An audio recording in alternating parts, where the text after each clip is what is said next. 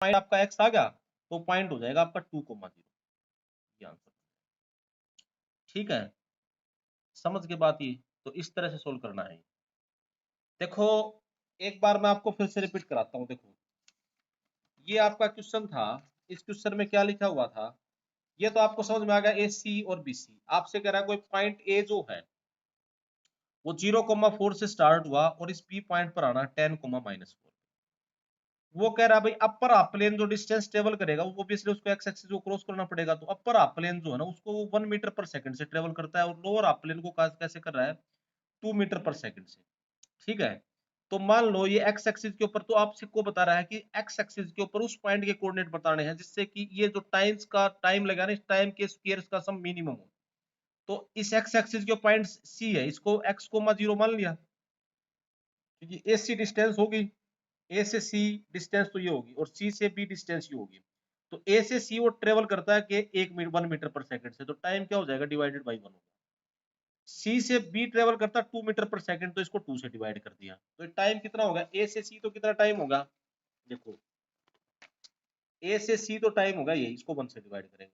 सी से, क्योंकि distance by speed होता है ना टाइम, सी से बी कितना होगा, इसको 2 से डिवाइड कर दिया। अब अपनी कंडीशन लगा दो, जो आपने कंडीशन लिख रखी है उसने उसने लिखा है कि sum of the square of time of upper half plane and lower half plane should be minimum. तो y मान लें के सम ऑफ स्क्वायर्स को डिफाइन करता है, तो y इसका स्क्वायर कितना होगा, इस टाइम का स्क्वायर ये आ जाएगा, रूट हट जाएगा, इसका स्क्वायर करोगे रूट हट जाएगा, 2 का स्क्वायर होगा 4। ठीक है, मैक्सिमम एग्जिस्ट इसका नहीं कर सकता भाई, इस एक्सप्रेशन में मैक्सिमम नहीं एग्जिस्ट कर सकता, इसका मिनिमम ही एग्जिस्ट करता है, तो मिनिमम ही पूछेगा उसके अंदर।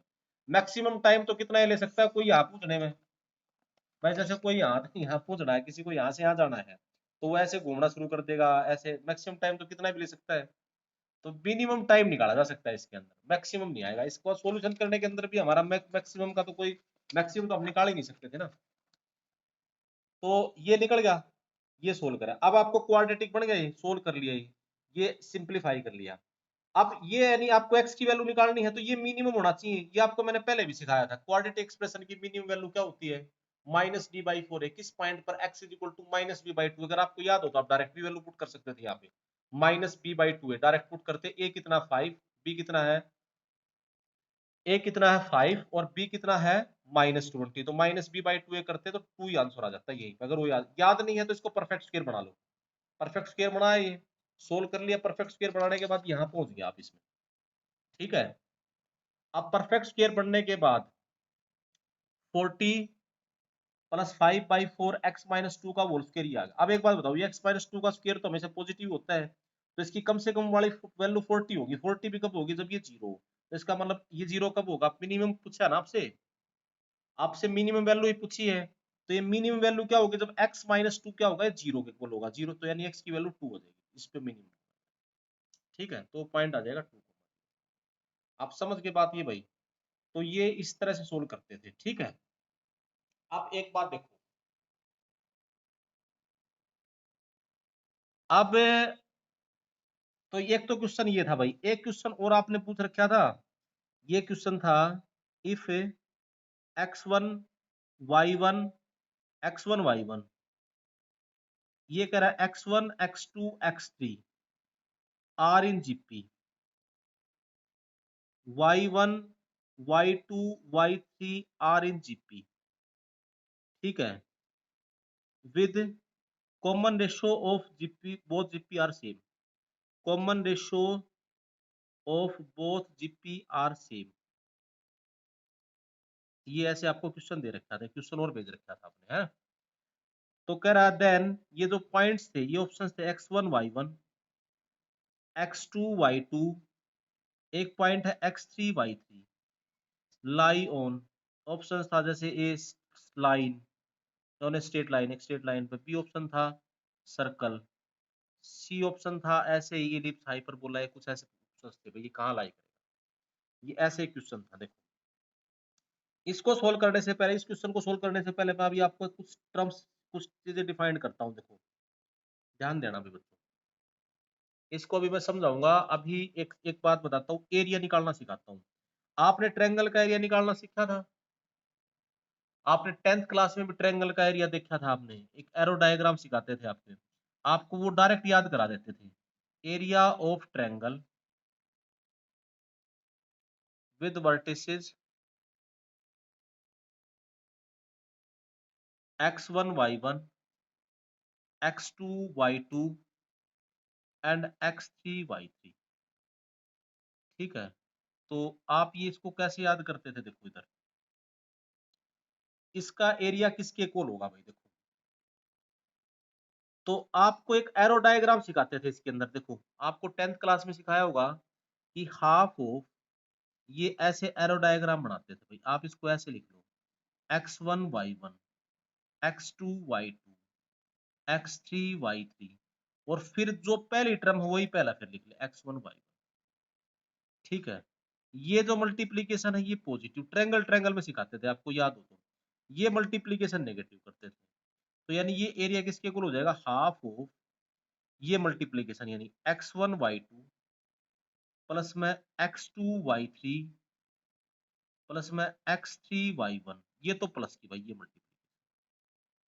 ठीक है, तीनों लिखने हैं साइकली, जैसे यहां से स्टार्ट करा फिर वापस में जो पहला फिर लिख लेना है, माइनस में ये माइनस में करना है, x2 y1 माइनस में x3 y2 माइनस में x1 y3, ये होता था एरिया। याद आया आपको भी बच्चों? आप ये पढ़ते थे 10th क्लास में, आपने सीखा होगा ना ये, कि area of half of x1 into में, तो इसको इस तरह से याद करते थे आप। ठीक है, मतलब आप इसको ऐसे याद करते थे। आपको ये किसी ने ऐसे डायग्राम नहीं सिखाया होगा, तो किसी ने सीधा ये बताया होगा कि भाई एरिया क्या होता है? Half of,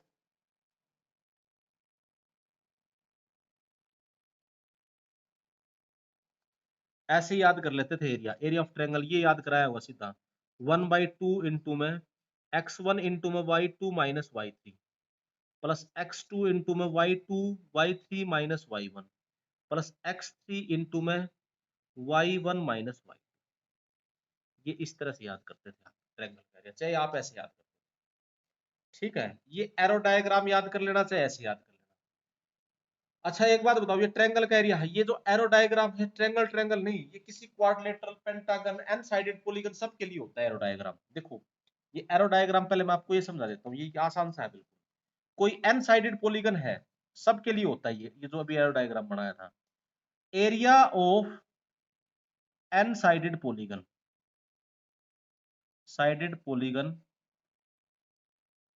whose sides are x1 y1 x2 y2 whose vertices are, sorry भाई sides नहीं, vertices are x1 y1 x2 y2, और ये भाई xn yn, ये ऐसे n वर्टेक्स दे दिए, तो दैट इज इक्वल टू क्या होगा? हाफ ऑफ एरो, कोई भी एन साइड, पेंटागन हेक्सागन कुछ भी हो सबके लिए। ये एरो डायग्राम देखो भी बच्चों, ये ऐसे लिखना x1 y1 कोऑर्डिनेट लिखना सारा, x2 y2 पहले x3 y3, ऐसे ही लास्ट में चलते जाओगे ऐसे, ये आ जाएगा xn yn, और फिर जो सबसे स्टार्टिंग में लिखा था वो फिर लिख दो x1 y। ठीक है, और इसको सिंप्लीफाई करोगे कैसे? That is equal to half of, ध्यान रखना ये जो मल्टीप्लीकेशन है ये तो करनी है आपको पॉजिटिव। क्या आएगा? देखो x1 y2 प्लस में x2 y3 प्लस में x3 y4, ऐसे आते जाएंगे, और लास्ट में आ जाएगा भाई xn y1, और माइनस में ये तो प्लस में रहेगा। ठीक है, माइनस में इसके साथ ये मल्टीप्लीकेशन माइनस होगी, ये कैसे होगी? x2 y1 plus x3 y2 plus x4 y3, यही आएगा ना, x2 y1 x3 y2 x4 y3, ऐसे होती है इसमें, और प्लस में लास्ट में आ जाएगा x1 y। ठीक है, ये आप किसी में भी अप्लाई कर सकते हो। ठीक है, कोई भी पॉलीगन है, जैसे आपसे कहे कि find the area of polygon